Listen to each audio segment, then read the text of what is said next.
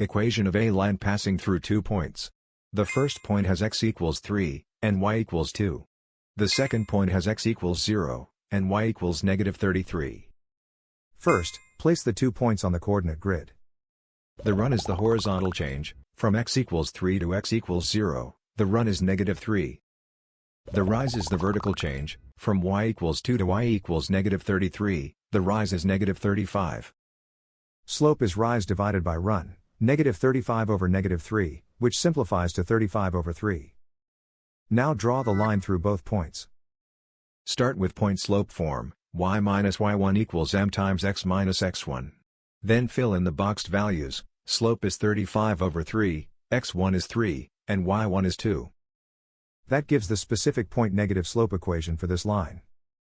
Finally, solve for y to get slope negative intercept form. The graph and the equation describe the same line.